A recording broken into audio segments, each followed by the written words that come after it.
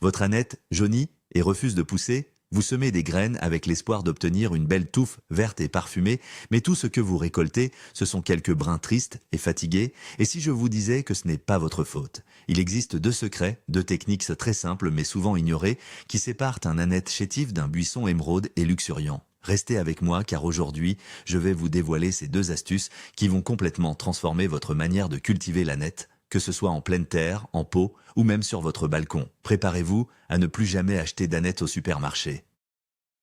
Avant de plonger dans nos secrets, parlons un peu de cette herbe que nous aimons tant. L'aneth, ou Anetum graveolens, de son nom scientifique, est une plante aromatique originaire du bassin méditerranéen et d'Asie centrale. On l'utilise depuis l'Antiquité, non seulement pour son goût anisé unique qui sublime le saumon et les salades, mais aussi pour ses propriétés médicinales. Les Égyptiens l'utilisèrent déjà il y a plus de 5000 ans. Ce qui est paradoxal avec l'aneth, c'est qu'il est souvent considéré comme une mauvaise herbe tenace dans certaines régions, capable de pousser n'importe où. Pourtant, dans nos jardins et nos pots, il se montre souvent capricieux. Cette dualité est la clé pour comprendre sa culture. Il n'est pas exigeant, mais il a des besoins très spécifiques. Comprendre son héritage de plantes sauvages nous aidera à mieux saisir pourquoi nos secrets fonctionnent si bien.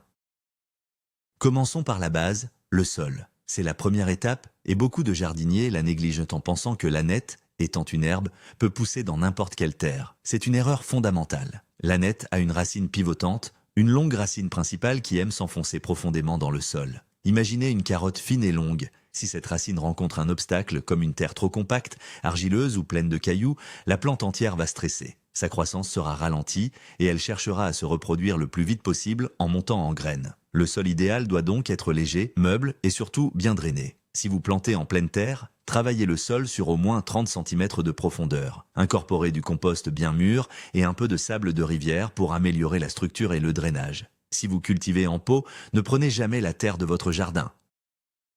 Utilisez un bon terreau pour plantes aromatiques ou pour potager. Et assurez-vous que votre pot a de nombreux trous de drainage. La qualité du sol est le fondement de votre succès, c'est le lit confortable dans lequel votre aneth va s'épanouir. Maintenant, parlons des graines. Toutes les graines d'aneth ne se valent pas. Vous pourriez être tenté d'acheter le sachet le moins cher que vous trouvez, mais la qualité des semences a un impact direct sur la vigueur de vos plants. Cherchez des variétés réputées pour être lentes à la montaison, comme la variété Fernleaf ou Bouquet. Ces variétés ont été sélectionnées génétiquement pour produire plus de feuillage avant de fleurir. De plus, vérifiez toujours la date de péremption sur le sachet. Les graines d'aneth perdent rapidement leur pouvoir de germination, généralement après 2 ou 3 ans. Des graines fraîches garantissent un taux de germination plus élevé et des plantules plus robustes dès le départ. Une petite astuce avant de semer, faites tremper vos graines dans de l'eau tiède pendant une nuit. Ce processus, appelé la stratification, réveille la graine et ramollit sa coque, ce qui accélère la germination. Vous verrez vos premières pousses sortir de terre bien plus rapidement. Ne sous-estimez jamais le pouvoir d'une bonne graine. C'est comme choisir de bons ingrédients avant de cuisiner un grand plat. Le moment et la méthode de semis sont cruciaux. L'aneth déteste, mais vraiment déteste, être transplantée. Sa fameuse racine pivotante est extrêmement sensible. Si vous la cassez ou la perturbez en essayant de repiquer un plant, il y a de fortes chances que la plante ne s'en remette jamais, ou qu'elle monte en graines immédiatement par réaction de stress. C'est pourquoi il faut toujours semer l'aneth directement à son emplacement définitif, que ce soit en pleine terre ou dans son pot final. La meilleure période pour le semis est au printemps, après les dernières gelées, lorsque le sol s'est réchauffé. Ne semez pas trop profond, c'est une autre erreur courante. Les graines d'aneth ont besoin de lumière pour germer. Il suffit de les éparpiller à la surface du sol et de les recouvrir d'une très fine couche de terreau, à peine quelques millimètres. Ensuite, tassez légèrement avec la main pour assurer un bon contact entre la graine et la terre et arrosez délicatement en pluie fine pour ne pas déplacer les graines. La patience est alors de mise, les premières pousses apparaîtront en 10 à 14 jours. L'un des plus grands secrets pour avoir de l'aneth frais tout au long de la saison est le semis successif, aussi appelé semis échelonné. L'aneth a un cycle de vie relativement court. Même dans les meilleures conditions, un plante finira par monter en graines et mourir après quelques semaines ou quelques mois. Si vous semez toutes vos graines en même temps au printemps, vous aurez une abondance d'aneth pendant une courte période, puis plus rien. La solution est incroyablement simple. Semez peu, mais souvent. Toutes les 2 à 3 semaines, de la fin du printemps jusqu'à la fin de l'été, réservez un petit espace pour semer une nouvelle pincée de graines. De cette façon, pendant que vos plants les plus anciens commencent à fatiguer et à monter en fleurs, une nouvelle génération de jeunes plants frais et tendres sera prête à prendre le relais. C'est une technique de rotation qui vous assure une récolte continue. Vous n'avez pas besoin de beaucoup d'espace pour cela. Même dans une grande jardinière, vous pouvez dédier une petite section à un nouveau semis toutes les quelques semaines. Cette astuce simple transforme votre culture d'aneth d'un événement unique à une source inépuisable de verdure. L'exposition au soleil est un paramètre délicat pour l'aneth. On lit souvent qu'il a besoin de plein soleil, et c'est vrai, mais avec une nuance importante. L'aneth a besoin d'au moins 6 à 8 heures de soleil direct par jour pour développer ses huiles essentielles, ce qui lui donne son arôme puissant. Cependant, un soleil trop brûlant, surtout pendant les après-midi d'été les plus chauds, peut être une source de stress intense pour la plante. Et que fait une plante stressée? Elle monte en graines le plus vite possible. L'emplacement idéal est donc un endroit qui reçoit le plein soleil du matin, qui est plus doux, et une ombre légère pendant les heures les plus chaudes de l'après-midi, entre 13 heures et 16 heures. Si vous êtes en pleine terre, vous pouvez le planter à proximité d'une plante plus haute, comme des tournesols ou des pieds de tomates, qui lui fourniront une ombre naturelle. Si vous êtes en pot, vous avez l'avantage de pouvoir le déplacer. Observez la course du soleil sur votre balcon ou votre terrasse et trouvez cet équilibre parfait. Un bon ensoleillement, sans le stress de la canicule, est une des clés pour garder un feuillage vert et retarder la floraison. Nous arrivons maintenant au cœur du sujet, notre premier grand secret. Et il concerne l'arrosage. La plupart des gens arrosent l'aneth de manière superficielle et fréquente. Un petit peu d'eau tous les jours, c'est la pire chose à faire. Rappelez-vous sa racine pivotante qui cherche à descendre en profondeur. Un arrosage superficiel encourage la plante à développer des racines en surface pour capter cette humidité. Ces racines de surface sont faibles, vulnérables à la sécheresse et à la chaleur. La plante devient dépendante de cet arrosage quotidien et reste fragile. Le secret est d'arroser moins souvent, mais en profondeur. Attendez que la surface du sol soit sèche sur quelques centimètres, puis arrosez abondamment, lentement, jusqu'à ce que l'eau s'écoule par les trous de drainage du pot ou que le sol en pleine terre soit détrempé sur au moins 15 à 20 centimètres. Cet arrosage en profondeur force la racine pivotante à plonger vers le bas pour chercher l'humidité qui s'y trouve. Cela crée un système racinaire incroyablement fort et résilient, une véritable ancre pour la plante. Une plante avec des racines profondes est plus autonome, plus résistante à la chaleur et à un oubli d'arrosage occasionnel. Elle est tout simplement plus saine et plus vigoureuse. Pour illustrer l'importance de ce premier secret sur l'arrosage profond, imaginez 2 arbres. Le premier est planté dans un sol constamment humide en surface. Ses racines s'étalent juste sous la surface paresseusement. Au moindre coup de vent, au moindre épisode de sécheresse, il vacille et souffre. Le second arbre est arrosé en profondeur. Ses racines ont dû creuser, explorer le sol pour trouver l'eau. Elles sont devenues si fortes et profondes, ancrant solidement l'arbre. Il peut résister aux tempêtes et aux canicules. Votre aneth, c'est exactement la même chose à plus petite échelle. En pratiquant l'arrosage profond, vous ne faites pas que donner de l'eau à votre plante, vous l'entraînez. Vous la forcez à devenir plus forte, plus résiliente, vous construisez des fondations solides. Une plante bien enracinée est une plante qui peut consacrer son énergie à produire un feuillage dense et parfumé plutôt qu'à simplement survivre. C'est une différence fondamentale dans l'approche qui passe d'une vision d'assistance permanente à une vision d'éducation et de renforcement de la plante. C'est un changement de paradigme qui s'applique à de nombreuses autres plantes de votre jardin. Un autre aspect crucial lié à l'eau est la régularité. L'aneth aime un sol frais mais pas détrempé. Le cycle profondément humide, suivi de légèrement sec en surface, est idéal. Un sol qui reste constamment gorgé d'eau est une catastrophe. Les racines de l'aneth, comme celles de nombreuses plantes, ont besoin de respirer. Un excès d'eau sature le sol, chasse l'oxygène et provoque l'asphyxie des racines. C'est ce qu'on appelle la pourriture des racines et c'est souvent fatal. Vous le remarquerez si la base des tiges devient de noire et molle et si les feuilles jaunissent malgré un sol humide. À l'inverse, un stress hydrique, c'est-à-dire un manque d'eau prolongé, est le signal le plus puissant pour que la plante monte en graines. Elle se dit « Les conditions sont difficiles, je vais mourir, je dois vite faire des graines pour assurer ma descendance ». Trouver cet équilibre est donc essentiel. Le paillage peut vous aider énormément. Une couche de 5 cm de paille, de tonte de gazon séché ou de copeaux de bois au pied de vos plants gardera le sol frais plus longtemps, limitera l'évaporation et espacera les besoins en arrosage. Le paillage protège aussi les racines de surface de la chaleur directe du soleil. Passons maintenant à notre deuxième grand secret qui concerne la récolte. C'est peut-être l'astuce la plus transformatrice de toutes. Comment récoltez-vous votre aneth habituellement ? Vous coupez probablement les plus belles et plus grandes feuilles au hasard, n'est-ce pas? Ou pire, vous arrachez quelques brins par-ci par-là. C'est une méthode qui affaiblit la plante et l'encourage à fleurir. Le secret est une technique de taille stratégique qui force la plante à devenir plus touffue, plus buissonnante. Au lieu de couper les plus grandes feuilles sur les côtés, vous devez vous concentrer sur le sommet de la plante. Lorsque votre plant d'aneth atteint environ 15 à 20 cm de hauteur, identifiez la tige principale la plus haute. Pincez ou coupez cette tige juste au-dessus d'un nœud, c'est-à-dire juste au-dessus de l'endroit où de nouvelles feuilles latérales commencent à se former. Cette action, appelée l'étêtage, envoie un signal hormonal à la plante. Au lieu de continuer à grandir en hauteur sur une seule tige, la plante va rediriger son énergie vers les bourgeons axillaires situés plus bas. Deux nouvelles tiges vont alors se développer à l'endroit de la coupe, créant une forme en V. Cette technique de taille, qui consiste à pincer la tige principale, est un véritable hack de croissance. En répétant l'opération sur les nouvelles tiges lorsqu'elles atteignent une taille suffisante, vous multipliez littéralement le nombre de branches productrices de feuilles. Au lieu d'avoir une seule longue tige fragile qui finira par fleurir, vous créez un mini-buisson dense et compact. Chaque coupe encourage la ramification. C'est exactement le même principe que la taille des rosiers ou des basilics pour les rendre plus touffus. Pour l'aneth, c'est révolutionnaire. Non seulement vous récoltez de l'aneth à chaque fois que vous pincez la plante, mais en plus, chaque récolte rend votre plant plus productif pour le futur. C'est un cercle vertueux. De plus, en coupant régulièrement les sommets, vous retardez considérablement la montée en graines. La floraison se produit généralement à l'extrémité de la tige principale. En la coupant, vous supprimez le site potentiel de floraison et forcez la plante à rester dans un état végétatif, c'est-à-dire un état de production de feuilles. C'est le secret pour récolter de l'aneth sur un même plant pendant des semaines, voire des mois.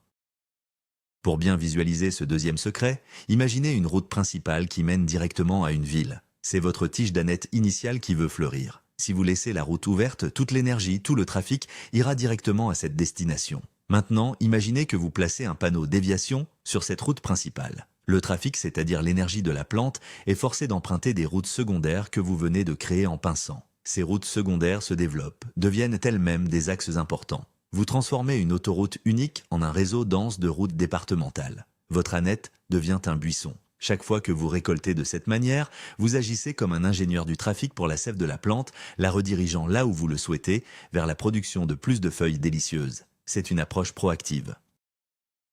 Vous ne subissez plus la croissance de la plante, vous la sculptez, vous la guidez pour qu'elle réponde à vos besoins. C'est la différence entre être un simple cueilleur et un véritable cultivateur. Parlons un peu de la fertilisation. L'aneth n'est pas une plante très gourmande et c'est là qu'une autre erreur commune est commise. Dans l'espoir d'avoir des plantes plus grandes et plus vertes, de nombreux jardiniers utilisent des engrais riches en azote, comme les engrais pour gazon ou pour plantes vertes. C'est contre-productif. Un excès d'azote va certes provoquer une croissance rapide et luxuriante du feuillage, mais ce sera au détriment du goût. L'azote favorise la production de cellules remplies d'eau, ce qui dilue les huiles essentielles responsables de l'arôme puissant de l'aneth. Vous obtiendrez de grandes feuilles, mais avec un goût fade, aqueux. Si vous avez bien préparé votre sol avec du compost au départ, vous n'aurez probablement pas besoin de fertiliser du tout. Si vous cultivez en pot et que vous remarquez un jaunissement général du feuillage après plusieurs semaines, vous pouvez donner un petit coup de pouce. Utilisez un engrais organique liquide, comme un purin d'ortie dilué, ou un engrais pour plantes aromatiques, qui est généralement plus équilibré et moins concentré en azote. Fertilisez avec parcimonie, une fois par mois tout au plus. Pour l'aneth, moins c'est souvent mieux en matière de nutriments.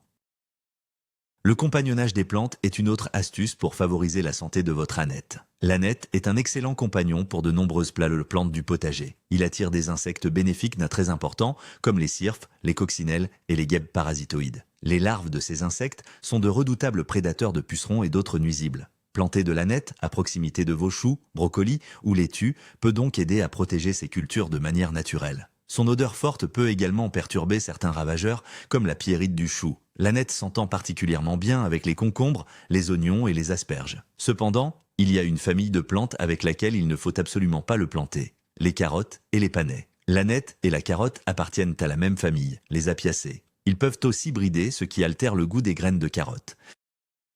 De plus, ils attirent les mêmes ravageurs comme la mouche de la carotte et se font concurrence pour les mêmes nutriments. Évitez également de le planter près du fenouil car l'hybridation est très fréquente et donne un résultat au goût décevant. Le bon voisinage au jardin, c'est comme dans la vie, ça change tout. Abordons la question des nuisibles et des maladies. L'ânette est une plante plutôt robuste, mais il peut être la cible de quelques envahisseurs. Les plus courants sont les pucerons, ces petits insectes verts ou noirs qui se regroupent sur les jeunes pousses tendres et sucent la sève, affaiblissant la plante. Grâce à son pouvoir d'attraction sur les coccinelles, l'ânette a souvent son propre système de défense intégré. Si vous voyez une invasion de pucerons, la première chose à faire est d'inspecter la plante à la recherche de larves de coccinelles. Si elles sont présentes, laissez-les faire leur travail. Sinon, une simple pulvérisation d'eau savonneuse, avec du savon noir, est très efficace pour les éliminer. Un autre visiteur fréquent est la chenille du macaon, un magnifique papillon. Ces chenilles vertes, noires et jaunes adorent l'ânette. Si vous n'en avez que quelques-unes, considérez cela comme un petit sacrifice pour la biodiversité. Si elles sont trop nombreuses, vous pouvez les retirer à la main et les déplacer sur une carotte sauvage. Côté maladie, le principal risque est l'oïdium, un champignon qui laisse un dépôt blanc poudreux sur les feuilles, surtout par temps chaud et humide. Une bonne circulation de l'air est la meilleure prévention. Ne semez pas vos plants trop serrés et arrosez au pied de la plante plutôt que sur le feuillage. Que faire lorsque votre ânette monte inévitablement en graines? Ne le considérez pas comme un échec, mais comme une nouvelle opportunité. La floraison de l'ânette est une étape naturelle et utile. Les fleurs, de grandes ombelles jaunes, sont non seulement très décoratives, mais elles sont aussi une source de nectar incroyable pour les abeilles, les papillons et tous les pollinisateurs de votre jardin. Laisser quelques plants fleurir est un geste formidable pour la biodiversité. De plus, les fleurs et les graines d'ânette sont également comestibles et délicieuses. Les fleurs ont un goût d'ânette plus doux et peuvent être utilisées pour décorer des salades ou des plats. Les graines, quant à elles, ont une saveur plus prononcée, plus chaude. Une fois qu'elles sont formées et qu'elles commencent à brunir, vous pouvez couper les ombelles et les faire sécher la tête en bas dans un sac en papier. Les graines tomberont toutes seules. Vous pourrez alors les utiliser en cuisine, pour parfumer des cornichons, du pain ou des plats de poisson. Et bien sûr, vous aurez récupéré vos propres semences, parfaitement adaptées à votre jardin pour les semis de l'année suivante. C'est le cycle complet du jardinage durable.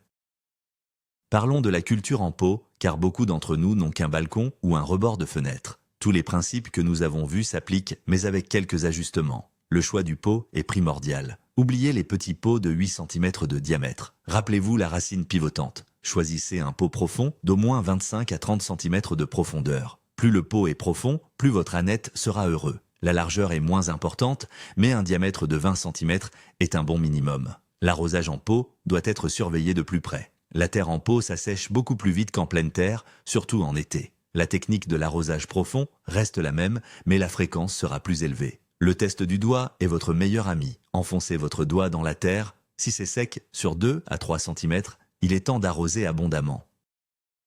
Enfin, la rotation des nutriments est plus limitée en pot. Un apport d'engrais organiques liquides et dilué une fois par mois pendant la saison de croissance aidera à maintenir la vigueur de la plante. Avec le bon pot et une attention particulière à l'arrosage, vous pouvez obtenir des buissons d'ânettes aussi impressionnants sur un balcon qu'en plein champ.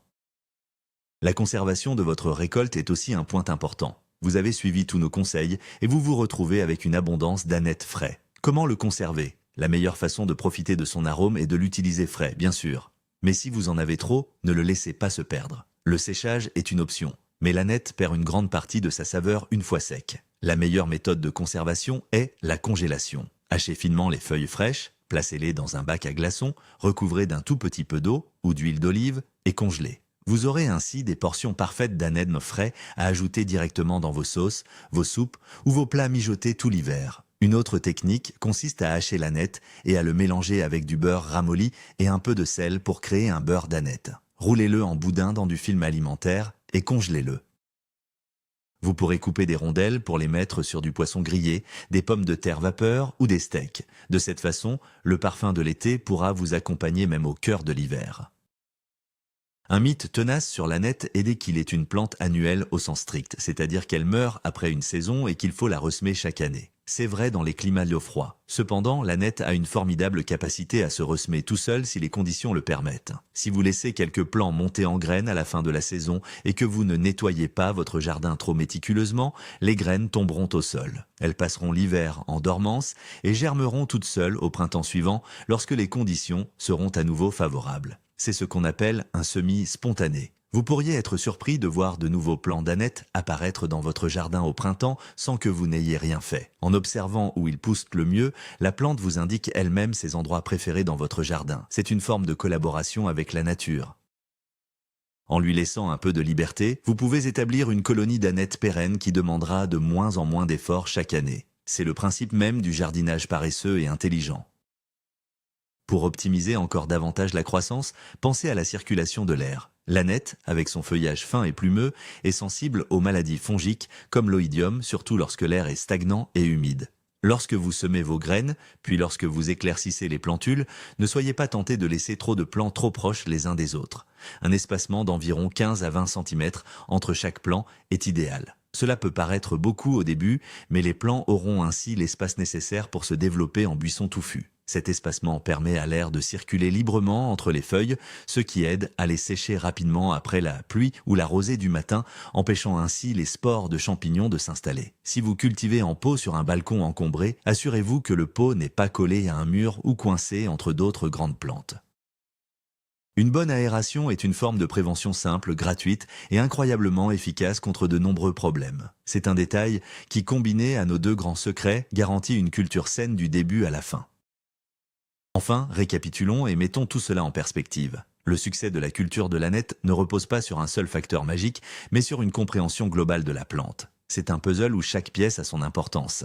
La préparation d'un sol profond et drainant, le choix de graines fraîches de bonne variété, le semis direct et peu profond, la pratique des semis successifs pour une récolte continue, l'équilibre subtil de l'ensoleillement, la gestion des ravageurs et le compagnonnage intelligent. Et au cœur de tout cela, nos deux secrets fondamentaux. Le premier secret, l'arrosage profond et espacé pour construire un système racinaire fort et résilient, la fondation invisible de la santé de votre plante. Le deuxième secret, la taille stratégique en pinçant les têtes pour transformer une tige unique en un buisson productif et retarder la floraison.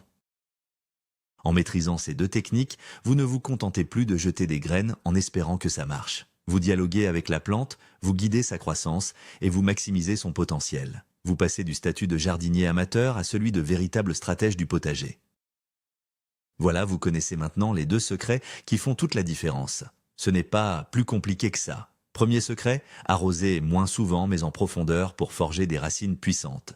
Deuxième secret, pincer les têtes pour récolter tout en forçant la plante à devenir un buisson touffu. En combinant ces deux techniques, avec les bases d'un bon sol et d'un bon ensoleillement, vous êtes armé pour cultiver un aneth émeraude parfumé et abondant qui fera l'envie de vos voisins. Fini les brins chétifs et jaunes, à vous les récoltes infinies pour parfumer vos plats tout l'été. Vous avez maintenant le pouvoir de transformer un simple sachet de graines en une source inépuisable de fraîcheur. Merci beaucoup d'avoir regardé cette vidéo jusqu'au bout. Si ces conseils vous ont été utiles, n'oubliez pas de laisser un pouce bleu, de vous abonner pour ne pas manquer les prochaines astuces et surtout de partager vos résultats en commentaire. J'ai une question pour vous. Quelle est la prochaine herbe aromatique que vous aimeriez apprendre à maîtriser? Dites-le moi ci-dessous. À très bientôt au jardin.